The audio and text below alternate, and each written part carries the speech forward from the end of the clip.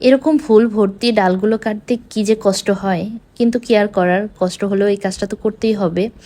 এই কাজটা করার ফলে যেটা হয়, আরও অনেক বেশি করে হচ্ছে ডালপালা বের হবে, সেখান থেকে অনেক ফুলও হবে, তখন গাছটা দেখতে আরও অনেক বেশি সুন্দর লাগবে। আসসালামু আলাইকুম, শুভ সকাল সবাইকে। কেমন আছেন সবাই? আশা করছি যে যেখান থেকে আজকের ভিডিওটা দেখছেন সবাই ভালো আছেন আল্লাহর রহমতে।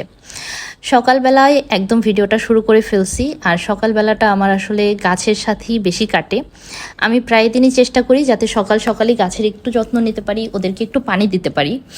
তো যাই হোক, এখানে সকালবেলা একটু পানি টানি দিলাম গাছে, গাছ ছাঁটাই টাটাই করলাম, তারপরে চলে আসলাম আমার বেডটাকে ঠিক করতে।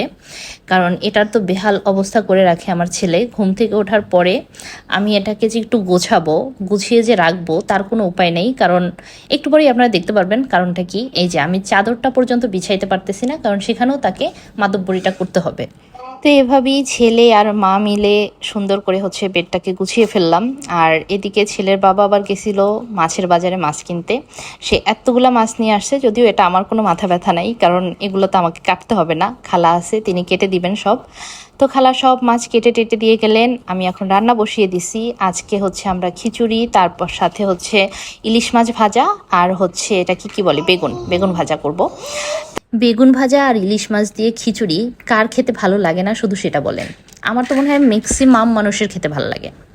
যাই হোক, তো এর পাশাপাশি আবার রাতের জন্য একটু হচ্ছে লাউ রান্না করে রাখলাম। তো এই সব কিছু করে ওই দিনে আমার আবার একটা পার্সেল ডেলিভারি দেওয়ার ছিল, সেটা রেডি করতে নিলাম।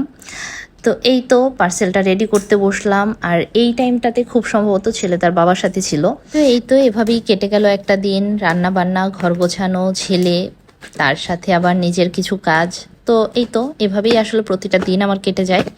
প্রতিদিন দেখা যায় যে আপনাদের সাথে আমি রান্নার ভিডিও শেয়ার করি, রান্নার রেসিপি শেয়ার করি, বাট এই ভিডিওগুলো না ওভাবে করে আমার করাও হয় না, আর আমার শেয়ারও করা হয় না। তো আজকে ভাবলাম যে যেহেতু করা ছিল, অল্প অল্প ক্লিপ নেওয়া ছিল, এই ভিডিওটাকে জোড়া জুড়ি করে মানে আপনাদের সাথে একটু শেয়ার করে দেই আর কি।